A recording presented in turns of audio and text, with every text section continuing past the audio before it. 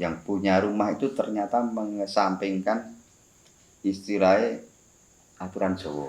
Oh, Pagi itu saya dibangunkan Pak RW, Mas. RW. Pak RW. Mas, gimana? Ada yang nggak beres ya? Saya kan nggak tahu nggak beresnya itu kenapa. Apa ada perkelahian atau apa itu? Saya keluar dari lawas. Itu ada yang nangis. Nah, kejadiannya persis yang saya alami. Itu intinya opo guyu, nantang, sama nangis. Dan ini tambah nangis. 1, 2, 3, 4, 5, ada yang pegang kepala, tangan, kaki itu lebih dari 6 orang, Mas. Itu pada nggak kuat semua.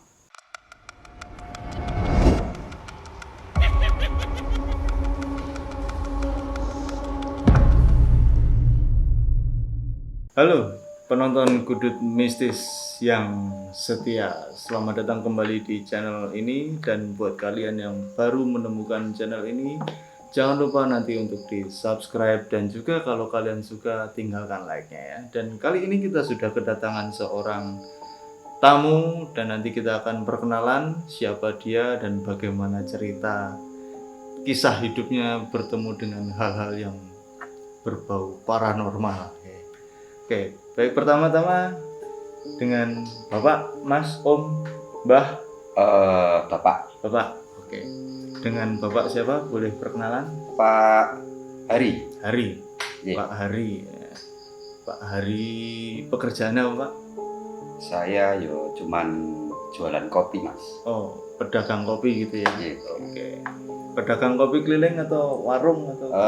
Di warung, kebetulan di kampung saya itu saya jualan kopi, Mas. Oh gitu, kopi daerah ya? Iya. Oke. Nah, kalau teman-teman butuh mau ngopi-ngopi bisa hubungi Pak Hari. Nanti ada sosial medianya, ada di sini di pojokan sini seperti biasa. Instagram ada? Wah, saya gaptek ya, Mas. Wah, gaptek, nggak ada berarti teman-teman. Oke. Jadi Pak Hari ini katanya ada sebuah cerita yang berhubungan dengan paranormal gitu ya? Bisa disebut apa ya, Mas? Mistik atau goib? Mungkin kayak gitu ya. Seperti itu. Oke. Gimana ceritanya itu, berawal dari cerita yang seperti apa? Ini, Mas. Kebetulan saya kan di kampung, hidup di kampung. Ya. Saya di situ jualan kopi, ya melayani tamu-tamu itu, Mas. Ya. Terus di suatu saat tetangga saya itu punya hajatan, Mas. Nikah ke anaknya waktu itu. Nah, saya kan bukanya malam. Nah, di sana kan biasa atau di kampung itu ada nikahan. Biasanya misalnya besok nikahan, sore itu ada doa. Terus ada acara santai-santai. Nah, saya kan waktu itu di warung, terus dipanggil, Mas, ayo gabung. Ya udah, saya ke sana, Mas. Saya ke sana, terus rumahnya itu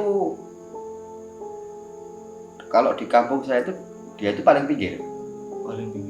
Jadi kampung, terus pinggir kampung, terus kali, terus nanti sebelahnya itu udah kampung sebelah. Oh gitu. Jadi paling di ujung belakangnya ya? Itu udah nggak ada rumah, terus sampingnya juga kali, terus kebun, pokoknya sepi lah. Nah, itu saya diundang ke sana, Mas. Waktu itu kan saya oke, sana langsung saya ke sana. Saya itu cuma duduk di kontrol sound. Nah, kalau orang nikah itu kan ada itu rumah, terus depannya besok pernikahan, terus sampingnya itu untuk sound mas. Nah, itu di sebelah gang rumahnya itu. Nah, sebelum sampai ke situ mas, saya tak sedikit cerita ya mas ya. Boleh. Jadi saya itu aneh, saya itu punya kayak kepekaan gitu mas. Jadi ini ada hal-hal yang aneh, itu saya itu kerasa merinding mas. Gitu. Seperti merinding itu mas. Misalnya saya ngedoli kopi ya mas ya, terus salaman dengan orang atau nemoni orang, kopi apa mas? Itu lain-lain orangnya mas. Ada yang biasa, ada yang begitu minta kopi, itu saya itu badan saya merinding. Nah, tapi ya saya simpulkan ya mungkin dia punya apa istilahnya apa, energi atau apa, atau pegangan. Mungkin pegangan ya cekelan istilahnya kejawen. Saya juga nggak bisa ngarang seperti itu. Jadi saya itu punya seperti itu mas. Nah, kembali ke itu toh, hajatan itu mas. Saat di sana, terus yang duduk di sound itu mas. Saat di sound itu setelah acara doa selesai, orang apa itu nyumbang selesai kan tinggal acara keluarga. Nah, ada santai-santai mas, ada sing apa keluarganya itu ya nyanyi-nyanyi. Wah, tiba-tiba mas, ya kan dulu toh, belakang saya itu kan kebun mas, itu langsung merinding ya tuh. Wah, ini jegrak kabeh sampai ini bulu kok saya tuh jegrak mas. Jegrak, saya sampai apa ya istilahnya, kaget, judel nah istilah Jawa tuh. Apa itu nggak tahu sebelah sananya tuh ada orang nangis. Nah, terus yang nangis itu anggota keluarganya cah wedok. Nah, saya kan langsung spontan toh, tak panggil sing punya rumah, salah satu yang punya rumah itu, mas sing mburi itu wis tak tembung orang, yang belakang itu sudah diminta izin belum ya. Jadi saya kan orang Jawa loh, saya tahu apa dikit lah apa aturan Jawa itu. Enggak tahu ya mas, coba tanya bapaknya dipanggil mas. Saya panggilnya mbah, sing belakang itu sudah ditembung belum? Tapi dalam bahasa Jawa itu mas, belum ya. Waktu itu kan sing nangis itu adalah anggota keluarganya bocah anak wedok, perempuan. Wah, lalu saya dipanggil mas Hari, kayak ditolongin. Saya kan bingung, loh aku bisa nolongin apa? Saya bisa nolongin apa? Wah, itu udah dipegangi 1, 2, 3, 4, 5, ada yang pegang kepala, tangan, kaki itu lebih dari 6 orang mas. Itu pada nggak kuat semua. Lucu tuh, kalau dilukiskan bocah anaknya perempuan kecil kok bisa kuat segitu. Sebisa saya tahu tak datangi. Dilala itu bisa diajak komunikasi. Anak itu bisa diajak komunikasi. Saya tanya, lah kowe sapa? Kamu siapa? Itu mengguyu mas. Guyunya tuh perempuan. Jenengan pernah nonton Mak Lampir enggak? Yeah. Tertawanya itu seperti itu.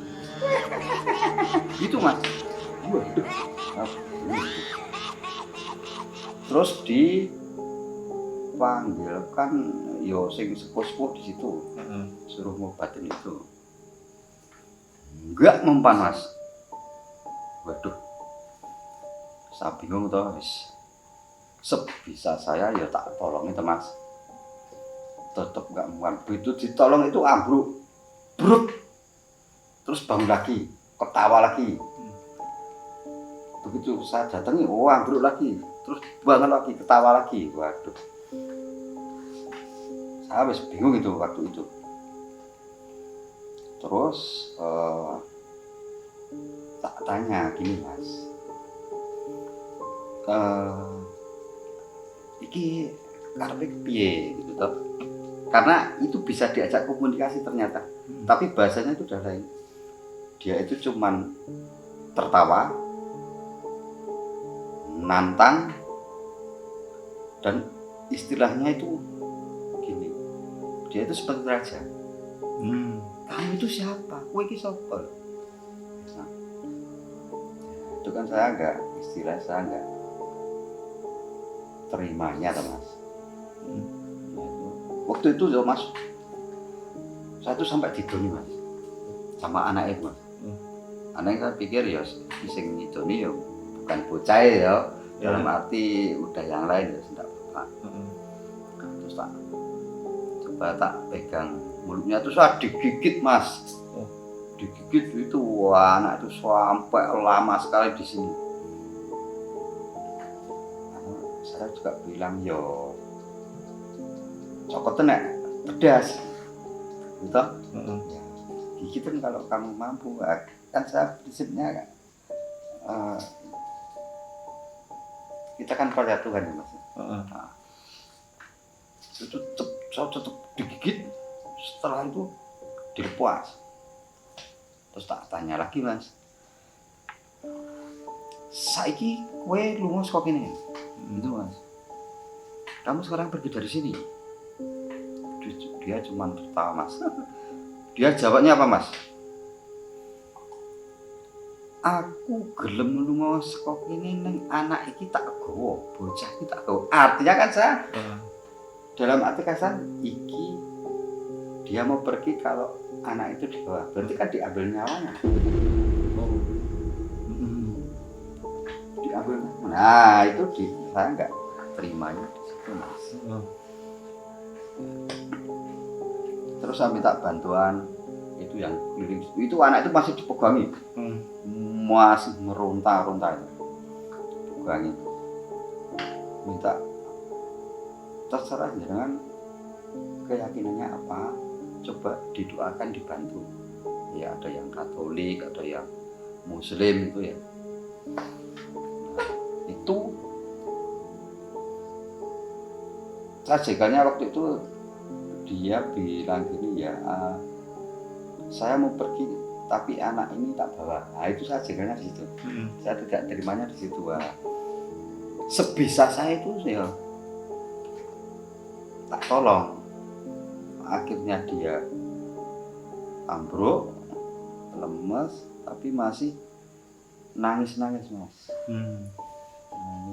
Nangis, tak tungguin lama bisa tidur, tungguin lama tidak ada apa-apa.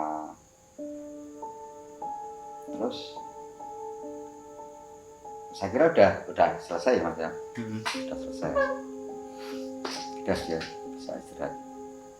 Terus paginya kan saya jualan kopi lagi. Ternyata tangan saya itu bengkak Mas. Bengkak, hujan abu bengkak. Terus saya mungkin efek apa ini ya bengkak. Nah, saya waktu duduk di situ itu ada salah satu anggota keluarganya yang membawakan air putih. Bilang sama saya dulu, Mas, ini diminum, tangannya bengkak loh.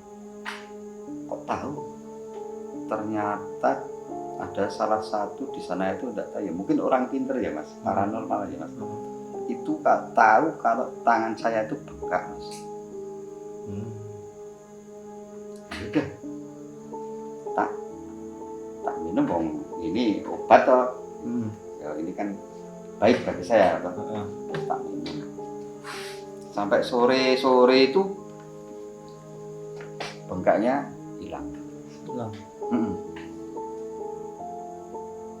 Nah itu yang saya baru ngalami itu seperti Mas. Jadi saya tidak tahu apa ya yang merasuk itu, tapi tertawanya itu loh Mas. Tertawanya itu walah medeni Mas. Jadi itu saat kejadian itu memang banyak orang ya di situ ya? Banyak banget kan, waktu itu hajatan Mas. Belum ada, berarti masih dalam rangkaian pestanya itu ya? Iya. Pestanya kan besok, jadi itu malam pestanya gitu. Jadi kayak apa namanya, jagongan gitu ya? Iya. Saat itu yang membantu Pak Hari berapa orang? Maksudnya selain yang megangin, yang membantu secara menyembuhkan?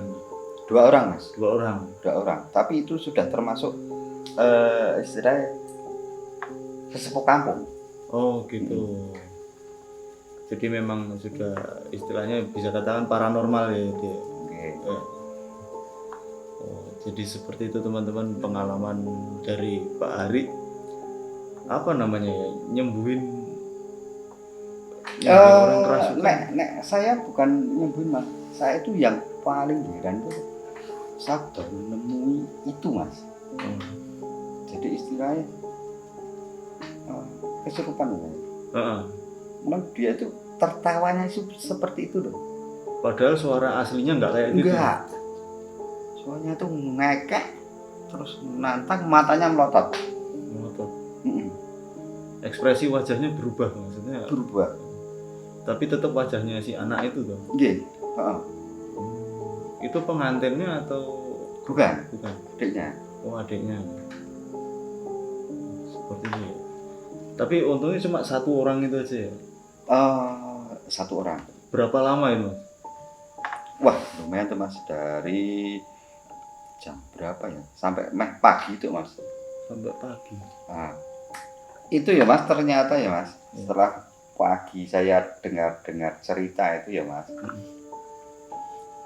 Maaf, ini yang punya rumah itu ternyata mengesampingkan istilahnya aturan Jawa. Jadi kalau wong Jawa itu kan misalnya digawe punya hajat itu kan dia minta izin toh ke leluhur atau entah siapapun yang dipercaya, itu enggak. Dia udah dikasih tahu sing wong sepuh di situ. Kan biasanya punya hajatan tuh di dapur itu banyak orang-orang sepuh masak itu Mas. Itu dia tidak mengindahkan. Ora apa-apa, ora masalah, enggak apa-apa, enggak masalah. Nah, kesalahannya ternyata di situ Mas. Sambil diminum. Oke, siap. Mumpung masih panas.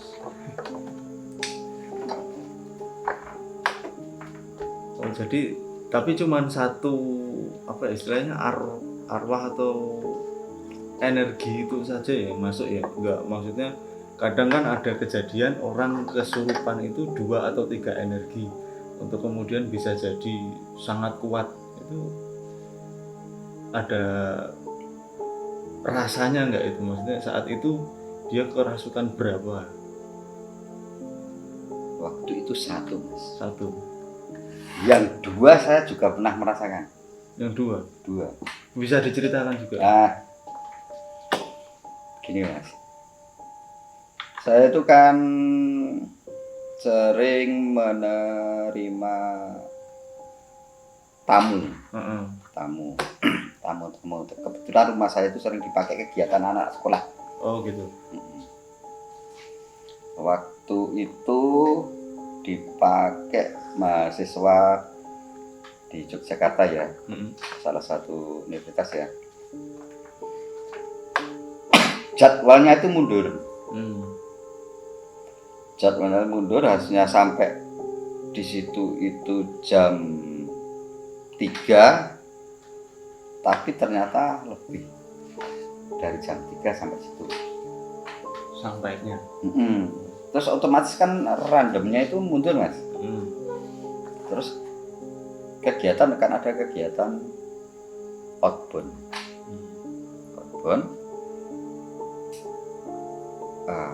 Terus karena mereka jadwalnya mundur, outbound ya tetap mundur jam 5 apa ya, jam 5 sampai setengah baru dimulai. Baru dimulai, nah, itu baru dimulai sampai jam sekitar jam 11 lebih. Saya waktu itu kan tidur di rumah, tapi rumah saya kan dipakai kegiatan itu mas. Saya dengar itu sekitar jam 2 itu ada orang nangis. Jam 2? Jam 2. Istakbir dan saya mungkin itu salah satu kegiatan. Terus pagi itu saya dibangunkan Pak RW mas. Pak RW. Mas, gimana? Ada yang nggak beres ya? Saya kan nggak tahu nggak beresnya itu kenapa. Apa ada perkelahian atau apa itu? Saya keluar dari lagus. Itu ada yang nangis. Nah, kejadiannya persis yang saya alami. Itu intinya mengopong guyu, nantang, sama nangis. Dan ini tambah nangis. Itu cewek waktu itu yang kerasukan itu Chinese dari Padang atau mana. Wah, sampai jam 9 pagi itu mas. Itu nilai saya itu sing wong sepuh di situ ya datang ke rumah saya. Udah bisa mas, pokoknya tetap dia itu nangis, nantang sama tertawa. Yang kedua itu satu menit. Saya harus mulai itu ya wis ya semua sing iso di gimana caranya buat nolongin tetap nggak bisa toh. Nah, ya itu seperti itu. Begitu saya datang itu ambruk, begitu yang datang ambruk bangun lagi. Wah wis sampai toh mas aku kasihan sama anaknya itu. Karena ini mesti badannya capek terus sakit. Terus tak pikir-pikir saya minta bantuan sing lebih tua dari itu. Istilahnya di desa kami itu juru kunci, dia rumahnya dekat kuburan toh. Tapi dia termasuk sepuh. Saya manggilnya Pak D. Wah itu diantarnya ke sana itu tidak dituntun, tidak dipegangi mas. 4-5 orang masukkan mobil nggak diangkat, baru ke sana masuk ke rumah sama bapaknya yang itu juru kunci itu. Terus tapi saya tidak masuk karena saya tidak berani tahu, bukan masalah saya cuma tunggu di luar. Terus dia keluar. Pripun Pak D, itu masih saudara saya. Wes lerem le, udah tenang kalanya. Terus saya merokok, nangis lagi. Terus Pak D itu masuk lagi. Pripun Pak D? Wah loro le. 2 ternyata. Nah, 2 itu dari kali. Kebetulan rumah saya itu dekat kali Prof. Dari kali yang sebelah utara 1, sebelah selatan 1. Makanya itu sulit. Tapi sama si Pak D yang juru kunci saya itu bisa. Terus dia sampai dia sudah tidur, sore itu dia sudah baikan lagi. Bisa sampai 2 gitu ya? Itu bebarengan atau gantian nggak kira-kira masuknya? Katanya Pak D itu 2 itu bareng. Begitu dia kalah yang satunya keluar. Satunya kalah masuk lagi keluar lagi. Repot ya berarti ya. Jadi mungkin seperti itu. Mungkin badannya itu untuk arena pertandingan atau gimana itu? Terus saya tanya kepada istrinya, Bude cak jan itu pripun toh sakjane gimana? Anu kesalahannya itu kalau di tempat kampung ini, kampung saya itu begitu maghrib kegiatan itu bukan harus ya, sebaiknya istirahat sebentar. Menjelang maghrib itu pergantian hari mas. Nah, zaman sing kata orang itu pergantian jaga. Sing jaga itu kan. Jadi kliwon jadi bukan jaga malam, jaga siang jadi jaga. Ganti shift gitu. Ganti shift. Karena seperti itu. Pergantian jaga. Jadi kalau lagi maghrib istirahat dulu. Mungkin daerah lain juga mungkin ada seperti itu. Oh gitu. Jadi saat itu memang kegiatannya karena mulainya sore bablas aja gitu ya. Jadi mereka nggak tahu, yang penting ini kegiatan itu tercapai gitu loh. Tapi mengindahkan aturan-aturan. Nah itu berarti yang kerasukan sejak jam 2 itu. Jam 2 malam sampai jam 9 baru pertolongan. Iya. Nah, terus yang terjadi sejak jam 2 sampai jam 9 itu menangis sepanjang malam sampai pagi. Menangis ditunggu temennya. Tapi nggak pada tidur juga ya? Nggak. Yang di situ itu kan panitia mas. Panitia terus yang peserta yang lain itu dialihkan ke tempat lain. Jadi biar nggak tahu. Serem juga ya, bisa kerasukan sampai 2 gitu ya. Itu energinya berarti lebih kuat dari yang cerita yang pertama tadi kalau sampai 2 gitu. Kayaknya mas. Jadi di kampung saya itu masih istilahnya rada-rada wingit gitu ya mas. Jadi memang itu energinya dari Sungai Progo datengin ke situ gitu ya. Saya bilang itu semacam mas. Saya sering baca buku itu semacam energi. Saya tidak tahu itu energi apa. Saya tidak bisa membicarakan itu istilahnya peri atau gendruwo atau kuntilanak. Saya belum berani. Tapi saya tahu bisa merasakan kehadiran. Gitu. Berarti wujudnya nggak jelas ya, itu cuman energi. Dalam pikiran saya tapi tidak berani mengungkapkan.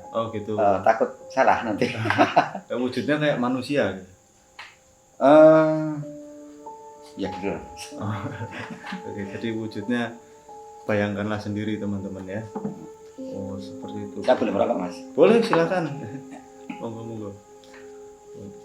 Jadi yang pertama tadi yang kayak mak lampir tadi itu ketawanya seperti itu dua-duanya. Dua-duanya ketawanya sama. Energinya sama nggak kira-kira itu? Yang kedua, yang tamu saya itu lebih besar. Lebih besar. Tapi orang Chinese ya, berarti bukan orang Jogja ya? Bukan. Bisa kerasukan energi dari sini juga ya? Bisa mas. Yang Jogja, yang dari luar Jogja itu pun bisa masuk sini. Serem juga ya. Jadi mungkin buat teman-teman kalau yang punya kegiatan seperti itu harus istilahnya menghormati ini ya. Oke mas. Nah orang Jawa istilahnya kula nuwun mas. Kula nuwun ya, permisi gitu.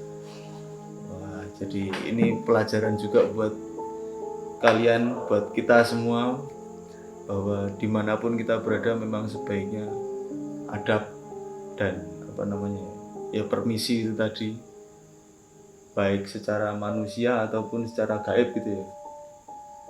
Mungkin bisa dikatakan begitu.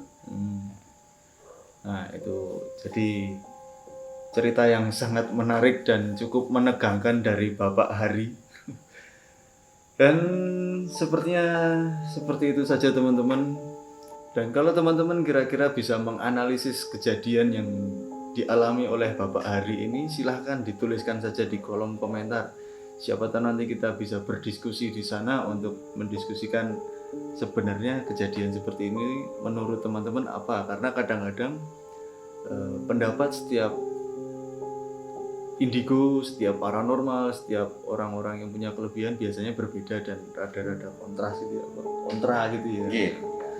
Mari kita diskusikan bersama supaya jadi lebih menarik dan siapa tahu jadi ada titik terang seperti itu.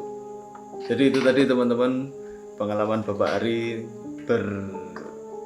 berjumpa atau bersitegang dengan energi-energi, entah energi dari alam mana. Dan jika kalian menyukai video ini, tinggalkan like.